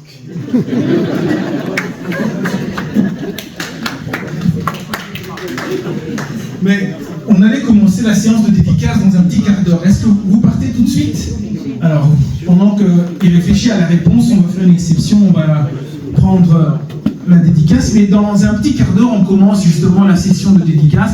On laissera Patrick déjà se reposer. Il va s'installer là et vous pourrez passer petit à petit. Je suis, en tout cas, Madame la professeure, je suis totalement d'accord avec vous. Et d'ailleurs, le travail qui a été fait par le FPR et son réseau, justement, était d'investir les universités, d'investir les écoles. Et d'ailleurs, en France aujourd'hui, il y a eu un décret, je crois, qui a été signé pour l'enseignement de l'histoire officielle du génocide. Après la conclusion du rapport Duclerc sur le rôle de la France dans le génocide. Et donc, je pense que c'est une guerre de tous les instants. Il faut faire ce travail, il faut faire cette démarche. Parce que si on ne le fait pas justement, on a des jeunes qui sont conditionnés. Moi, je le fais, je suis invité dans les universités, je vais un peu partout, je discute de ça, mais je vois parfois, vous savez, les plus dogmatiques parfois, ce ne sont pas monsieur, madame, tout le monde. Souvent, ce sont les universitaires. Les universitaires sont des gens qui sont extrêmement dogmatiques. En tout cas, certains d'entre eux sont très dogmatiques, que je le vois. Et c'est la raison pour laquelle je leur consacre l'un des chapitres les plus longs du bouquin. C'est sur ce que moi j'ai assez, sur ceux-là même que j'ai appelé, cette chose que j'ai appelée le complexe FPRO intellectuel. C'est-à-dire que c'est ce complexe-là, c'est tous ces gens, ces universitaires, qui sont les chantres de la vérité officielle et qui se battent pour qu'elle ne soit pas remise en question. Ce qui est étonnant de la part d'universitaires, parce que justement le rôle de l'université, c'est de questionner. Il y a un cas que j'ai pu relever dans une note de bas de page du livre d'un universitaire belge ici, M. Lanotte, je pense qu'il est belge. Dans son livre, il explique tout bonnement qu'il y avait un jeune homme dans le cadre de son Master 2, avait émis l'hypothèse, à l'époque, hein, en 1995, on pouvait attribuer au FPR la responsabilité du génocide à partir du moment où c'était lui qui avait perpétré l'attentat. Il a été écarté. Alors que le rôle de l'université, c'est de questionner, c'est de remettre en question. Et donc, je suis totalement d'accord avec vous pour faire ce travail-là. Et il appartient à tout un chacun de le faire. Partout où nous sommes, nous devons aussi en parler. Et c'est ça, c'est la force de frappe du FPR, c'est d'avoir réussi à coopter des milieux où se prennent des décisions et où se conçoivent des pensées. Et il faut renverser la tendance. Et c'est très facile aujourd'hui. Il y a des éléments pour le faire. Juste avec le Rwanda Forbidden, je ne sais pas à quoi ils sont énervés. Quand vous sortez un bouquin, Jody m'a appelé la dernière fois, c'était avant-hier. J'ai une amie, Jody Rever, que certains connaissent. Elle m'appelle, elle me dit, mais Patrick, tu sais, cette histoire de Forbidden Stories est étonnante. On le dit depuis des années et il a fallu que les médias le disent pour que ça devienne une vérité. Et c'est vrai, mais il faut refuser de se faire imposer une vérité. Et j'aime bien ces propos du professeur Cheikh Anta Diop qui a dit « L'Afrique devrait, sur des thèmes controversés, être capable d'accéder à la vérité par sa propre investigation intellectuelle et se maintenir à cette vérité jusqu'à ce que l'humanité comprenne que l'Afrique ne sera plus frustrée, que des idéologues perdront leur temps parce qu'ils auront rencontré des intelligences égales capables de leur tenir tête sur le plan de la recherche de la vérité. » Et il nous appartient de faire ce travail. Nous allons continuer la session de questions-réponses dans 10 minutes. Donc je prendrai les dernières questions rapidement, des réponses rapides, comme ça on couvre un maximum aussi. Monsieur avait demandé avant. Et je... Désolé, Caroline. Ah oui, vous avez... Merci, franchement, je viens de Paris. C'est par votre guide que je suis payé avec cette conférence. Approchez-vous du micro si vous voulez bien. Merci Patrick pour tout le travail avec des années. Moi, j'avais une question. Je vais parler du Congo, de la nationaliste. En lisant Charles Mana, j'avais compris que c'est entre guillemets génocide visait clairement les Congos. Ce que j'avais compris en tout cas dans un de ces bouquins, on parlait que c'était juste alors pour pouvoir envahir les Congos. C'était aussi une des raisons qui ont fait que ces génocides soient entre les Hutus. Ma question elle est simple, je sais que vous faites un grand travail, mais comment rendre les peuples congolais conscients du fait que les lobbies rwandais ont pu inculquer à l'univers cette idée comme quoi il y avait ces génocides, mais pour les Congolais, c'est que nous souffrons depuis 30 ans. Quel travail pouvons-nous faire afin que le monde comprenne que nous sommes aussi victimes de cette histoire du Rwanda? Je suis congolais par naissance, mes parents sont angolais, mais je me sens plus que congolais. Merci. Écoutez, je vais être rapide. Je pense que chaque Congolais peut jouer le rôle qui est le sien à son niveau. Les Rwandais le font. Jambo fait un excellent travail. Et c'est pas, comme l'a dit Normand, c'est pas sexy, hein, parce que les autres ne restent pas bras croisés non plus. Il faut continuer à sensibiliser. Je pense que c'est la partie la plus importante. J'avais parlé de la guerre cognitive. C'est quoi la guerre cognitive aujourd'hui? C'est occuper l'esprit des populations, des opinions publiques. C'est dans les documents du Pentagone actuellement, et même de l'OTAN. C'est tout ce que le FPR a réussi à faire, c'est d'occuper les esprits avec le narratif officiel. Mais on a aujourd'hui l'occasion de le renverser parce qu'il y a des éléments sur le plan public, sur le plan médiatique qui sortent et qui nous permettent de jouer notre rôle. Le problème, c'est ce qu'on le fait. Et si on le fait, est-ce qu'on le fait de la bonne manière qu'il soit? C'est à ce niveau que se situe la discussion. Je pense qu'on devrait faire ça. C'est-à-dire que d'essayer, nos enfants, au lieu de suivre Ferré Fadé seulement, ils peuvent aussi s'intéresser à ce qui se passe dans leur pays. Est-ce que nous faisons ce travail-là, nous, Congolais? Nous devons faire ce travail-là. Parfois, on vous regarde très loin pour rien. Il faut commencer avec des petits pas. Pour faire 10 000 km, il faut commencer à 1 km, ou même parfois 100 mètres ou 10 mètres. Donc, nous devons faire ce travail à notre niveau, et chacun peut le faire à son niveau, en fait. C'est ce que je crois, et c'est comme ça qu'on arrive à renverser le rapport de force, sur le plan même mémoriel, parce que c'est une guerre qui est mémorielle aussi. Voilà, on va enchaîner. Monsieur avait demandé la parole et puis ce sera vous. Compléter, je pense que la diaspora a une grande responsabilité parce que quand j'entends mon frère là-bas qui vient de Kinshasa, ce qu'il vient de dire est vrai et vérifiable. Je pense que nous qui sommes ici, la diaspora, avons une grande responsabilité. Merci. Merci, vous pouvez utiliser le micro là. Et puis ce sera vous, monsieur. Le grand bouton. Ouais. Allô? Vous lâchez. Allô? Voilà. J'ai une question à poser à Patrick, en tant que Congolais d'origine. En quoi le M23 est-il le problème de Paul Kagame? Je pense que vous connaissez l'auteur de ce propos. Est-ce que vous pouvez nous dire un peu plus? Le président Ruto. Ok. Mais... Et j'ai encore une question. Pourquoi les Congolais sont-ils considérés comme des vaincus? Oui, je dis vaincus parce qu'il y a une guerre qui a été menée contre le Rwanda. Il y a eu un gouvernement vaincu, mais avec lui, tous ceux qui ont été catégorisés comme tels. Donc, et du côté congolais aussi, je le dis parce que, en réalité, ce qui leur arrive, c'est ce qui arrive aux Congolais. Et la défaite, entre guillemets, vient avec... Il y a des choses qui viennent avec. On vous ignore, on vous méprise et on vous impose une façon de faire des choses. Maintenant, quand vous parlez de la question de en quoi le M23 est rwandais, c'est ça? En quoi c'est le problème de Kagame? C'est la question du président Ruto. Beaucoup de gens l'ont critiqué à juste titre. Mais attention, encore une fois, pourquoi est-ce que le président Ruto le dit? C'est la question que très peu de personnes se sont posées. À partir du moment où les autorités congolaises reprennent le narratif qui consiste à dire que le M23, ce sont des gens c'est composé des Congolais, entre guillemets des Banyamulenge, et puis des gens qui sont soutenus par le Rwanda, nous faisons le jeu de Kigali. Et c'est ça le problème. Quand Félix Tshisekedi reprend, quand on lui pose la question, parce qu'il ne faut pas oublier, le président Kagame l'a dit à plusieurs reprises, il dit dans les réunions de chefs d'État, nous avons demandé au président de la RDC, ces gens sont des Congolais, oui ou non? Il a dit oui. À partir de ce moment-là, les Ruto et les autres se disent, mais en quoi est-ce l'affaire de Kagame? Kagame soutient le M23, mais c'est une affaire congolo-congolaise. C'est le piège dans lequel nous sommes rentrés. Et vous voyez comment un narratif peut avoir des répercussions très importantes sur la politique de toute une région. Parce qu'à partir même d'un pays, en l'occurrence la RDC, à partir du moment où nous disons ça, ça force tout. Et n'oubliez pas qu'en toile de fond, il y a toujours cette histoire du génocide rwandais. Parce que le M23, où les Banyamulenge et Made in Kigali disent quoi? Nous sommes en danger en RDC.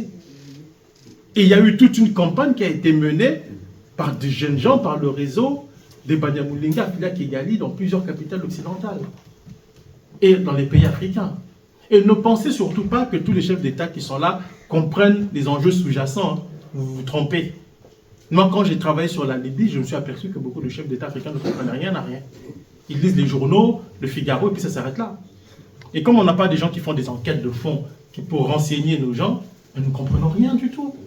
Donc le problème là, c'est qu'il faut que le gouvernement de la RDC change son narratif par rapport à cette question. Le M23 est un mouvement rwandais créé par Kigali qui utilise des Congolais de service dedans pour déstabiliser le Congo comme ils l'ont fait pour l'AFDEL, le RCD Goma, le CNDP et maintenant le M23. Mais si on ne change pas de narratif, les autres penseront que c'est une affaire congolo-congolaise. Or, c'est justement ce que veut Kagame, même s'il lui arrive de se dédire d'une certaine manière, parce que Kagame dit quoi? Quand il parle avec le président Talon l'année dernière, il dit, ah oui, mais il parle du M23, et puis il dit, mais il y a un problème de frontière. Une partie du Congo aujourd'hui appartenait au Rwanda. Bon, si le M23, là, c'est une affaire congolo-congolaise, où est son problème? Et pourquoi un mouvement, soi-disant congolais, travaillerait à bouger les frontières au profit d'un pays voisin? C'est toutes ces contradictions que nous ne sommes même pas capables d'exploiter sur le plan médiatique. Et ça joue contre nous. Donc quand le président Ruto dit ça, et je dis toujours aux gens, prenez toujours la peine de comprendre pourquoi une personne dit ça. Vous pensez que Ruto, parce que moi j'ai vu des gens qui ont dit Ruto joue le jeu de Kigali, peut-être, oui, mais peut-être, mais si il le dit, c'est d'abord parce qu'il y a un problème de narratif du côté congolais. Si nous changeons de narratif, ils ne pourront plus le dire. À partir du moment où le Congo va dire le M23 est une affaire rwandaise, ce sont des Rwandais qui nous agressent. Ça change tout. Parce que là, le Congo est agressé. Mais là, actuellement, n'oubliez pas que la présence du M23 n'est pas une agression rwandaise. À partir du moment où on le présente comme une affaire congolo-congolaise, ce sont les Congolais qui se battent et le Rwanda vient en appui à des minorités qui se sentiraient menacées de génocide. Et ça change tout. Et c'est ça le problème que nous avons aujourd'hui. Nous allons prendre les deux dernières questions, monsieur ici et monsieur là-bas. Bonjour à tous, je suis Kerwin Maïzo. J'allais compléter ce que madame a dit à propos des universitaires. Avec un mouvement des Congolais qui s'appelle le CCDP, non, plutôt la CCDP, Convention des Congolais pour la démocratie et la paix, qui va d'ailleurs organiser une conférence avec Patrick Mbeko le 15 juin à Lyon. Patrick Mbeko sera un des orateurs et moi aussi. Nous avons pris l'initiative de mettre tous les livres qui parlent de ces dossiers, des livres sérieux, dans les meilleures bibliothèques de Paris. On avait lancé un appel public, les gens ont acheté des livres pour nous, on en avait des cartons et des cartons. Nous avons commencé à faire le tour des bibliothèques, non seulement à Paris, mais en France. Et croyez-moi, on a été surpris. Les universités nous ont jetés comme des malpropres. Surtout ceux qui ont la science politique dans leur domaine d'études. Vous ramenez juste un livre stratégie du quel domaine géopolitique.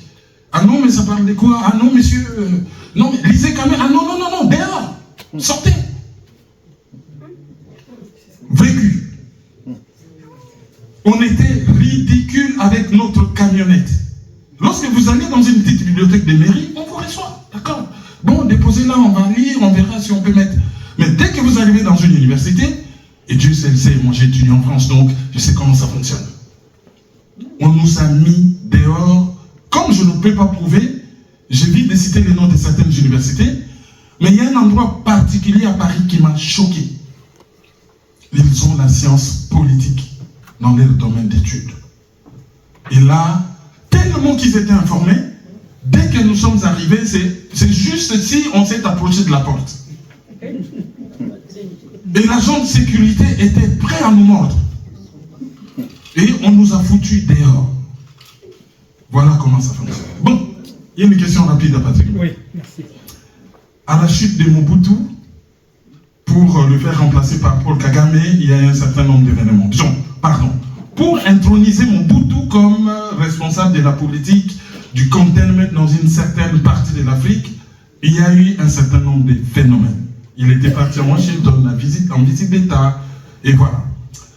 Mais lorsqu'on a voulu chasser Mobutu, on a remarqué presque des similitudes avec l'arrivée du tandem Kagame-Museveni à la tête de la région des Grands Lacs. Et là, on voit le même phénomène. Ruto aux États-Unis, 5 jours de visite d'État, où il a parlé que du Congo à longueur de journée. Est-ce que les États-Unis ne sont-ils pas en train d'introniser William Ruto pour se débarrasser de Paul Kagame parce qu'ils ont signé le même accord que l'Union européenne a signé avec le Rwanda pour la sécurisation des minéraux critiques? C'est ce que les États-Unis viennent de signer avec les Kenyans. Les Kenyans, qui, je les rappelle, comme les Rwandais, n'a pas ces minéraux dans son sol. Le point de vue de l'expert. Rapidement, je dirais c'est une réalité. Bon, pour les universités, je vous lis une confidence d'un universitaire français sur les universitaires en France.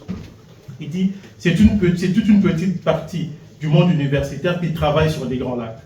En France, c'est très peu, peut-être une dizaine de chercheurs, pas plus. Ils se connaissent tous, ils se sont recrutés les uns des autres. Le bocal est trop petit et ils ne peuvent pas se permettre de se marcher dessus au risque de s'étouffer. Il faut donc s'aligner sur la ligne du groupe. La vie intellectuelle française est piégée là-dessus. En France, c'est dangereux, pas physiquement bien entendu, de remettre en question la version officielle des génocides. C'est très dangereux, pour des carrières, pour des réputations, pour des publications. C'est vraiment risqué. Ça, c'est un universitaire très haut placé, je ne veux pas le citer, qui me l'a raconté. Maintenant, pour ce qui est de Ruto, c'est vrai. Moi, dans les conclusions du livre, justement, je relève un fait que j'ai eu à relever, je dirais ça comme ça, dans certaines de mes interventions récemment. Kagame est en train d'être lâché. Mais il faut savoir analyser la posture occidentale. Les Occidentaux ne font pas les choses du jour au lendemain. Ils prennent leur temps. Quand ils ont décidé de lâcher Mobutu, c'était dans les années 90, après la fin de la guerre froide. Sa valeur utilitaire était dépassée. Ils avaient jeté leur dévolu sur Museveni, qui lui parrainait à l'époque Kagame. Et ça a pris 7 ans avant de le renverser. Ils prennent leur temps. quand ils vous ciblent, ils prennent leur temps. Dans mon livre sur Kadhafi, j'ai expliqué, j'ai dit, le sous-titre de mon livre sur Kadhafi, c'est 42 ans de guerre secrète contre le guide de la Jamaïa arabe libyenne. Et j'explique comment pendant 42 ans, ils ont essayé de l'assassiner de plusieurs façons. Et ils ont réussi en 2011. Donc, dans le cas de Kagame, on observe déjà une forme de lassitude et de lâchement, je dirais ça comme ça. Mais il faut comprendre que aujourd'hui, avec le basculement auquel nous assistons aujourd'hui sur le plan géopolitique mondial, ça ne va pas se faire comme à l'époque dans les années 90. Parce que là, c'était la fin de la guerre froide. L'Occident était tout puissant avec les États-Unis en tête. Aujourd'hui, c'est différent. Vous détournez de Kagame, c'est le jeter dans les bras des Chinois et des Russes. Personne n'a envie de ça. À partir du moment où Kagame joue le rôle de sous-traitant pour les Occidentaux en Centrafrique, ou qui sécurise les intérêts de la France, justement, au Mozambique. Et sur ce point-là, j'explique aussi une chose importante. Pourquoi Kagame se rapproche de Paris aujourd'hui, après avoir tenté de le faire sous Sarkozy? Simplement parce qu'il est de plus en plus lâché par les anglo-saxons, qui sont ses partenaires traditionnels. C'est-à-dire, vous allez me dire, mais les Américains sont avec lui. Oui et non. C'est le département de la défense qui soutient le Rwanda dans le cadre de l'African Commandment. Mais le département d'État a de plus en plus à distance. Et il y a eu, je vois, une petite anecdote. L'année dernière, il y a eu en 2022, le patron d'Africom est allé à Kigali. Il a rencontré Kagame, le responsable militaire rwandais. Il a fait un tweet. Il a fait un tweet dans lequel il vantait le Rwanda, son armée, et puis le partenariat avec le Rwanda. Dans le même tweet, vous avez la réponse du président de la Commission des Affaires étrangères du Congrès américain, qui a dit, en réponse à ce tweet, il ne faut pas donner l'impression que tout va bien avec le Rwanda. Quand ça ne va pas, ça ne va pas.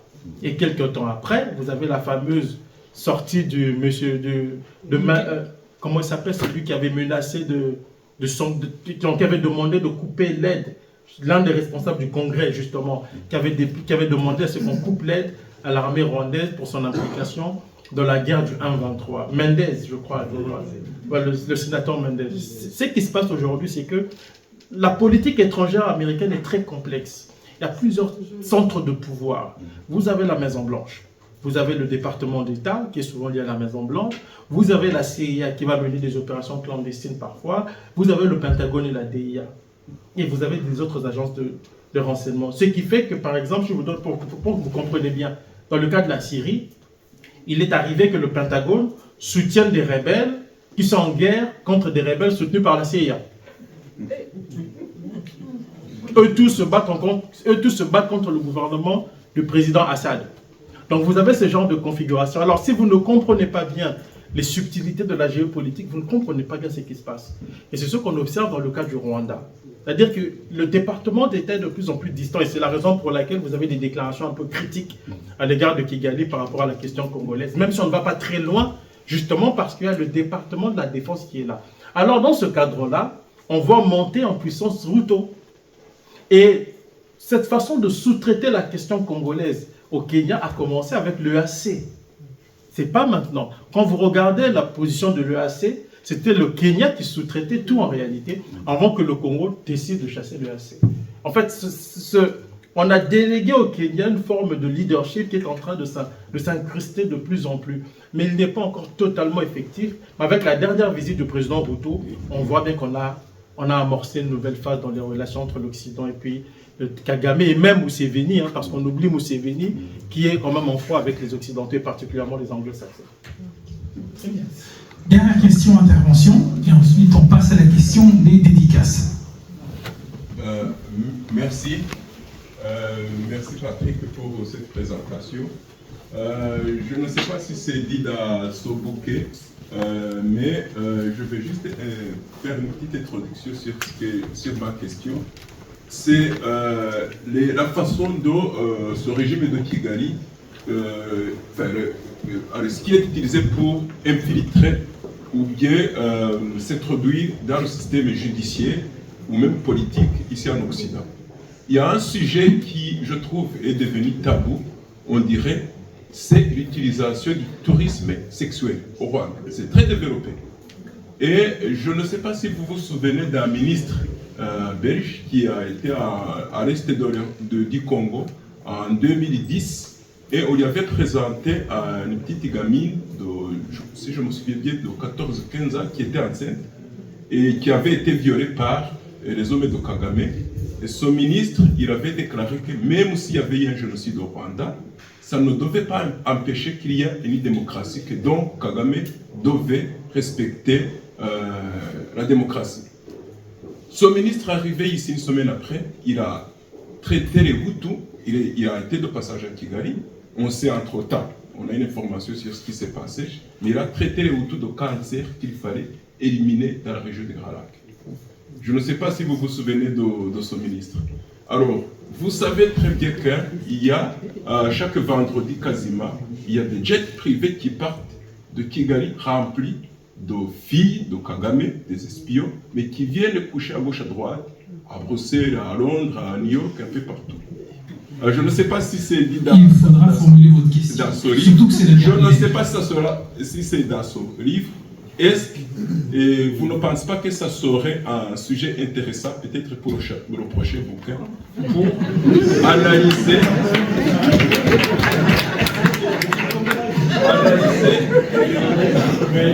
Il se vend très bien. Ça fait paraître rigolo, mais la madame ici a parlé de notre histoire dans des écoles, mais sachez qu'on nous refuse parce que certains directeurs des écoles sont payés pour aller faire ce tourisme sexuel à Kigali. Et ça va trop loin. Ce que je veux dire rapidement, parce que le temps file, c'est que c'est sûr que moi j'ai entendu des histoires et on a des éléments probants sur ce genre de pratiques. La compromettre. Mais je ne m'avance pas trop là-dessus pour des raisons évidentes. Mais écrire un livre là-dessus, il faudrait, parce que il faut une bonne immersion quand même. Pas moi, mais il faut comprendre, il faut essayer de comprendre le phénomène. Ça prendra du temps, mais c'est très intéressant. Il y a des gens qui l'ont fait pour le KGB, qu'ils faisaient pendant la guerre froide. Mais c'est une chose aussi, je vous dirais, moi j'étais très surpris, sincèrement, parce que je l'ai entendu de la bouche d'un responsable de la sécurité d'un pays occidental. J'étais très surpris parce que je ne m'attendais pas à ce qu'ils comprennent ça. Mais il m'a dit, bon voilà, c'est des belles femmes. Hein. Je dis, mais où ils vont en venir? Et puis il me dit, bon, nous savons qu'ils ont fait ça aussi. Et il ne faut pas oublier que les pays occidentaux aussi ont des services de contre-espionnage aussi. Donc, je dis ça, je n'ai rien dit, mais un livre sur ça, ça c'est... Mais ce sera intéressant. Ce sera intéressant d'avoir un livre. Voilà, merci beaucoup. La session de questions-réponses se termine maintenant. Patrick, si vous voulez bien vous installer ici pour pouvoir signer.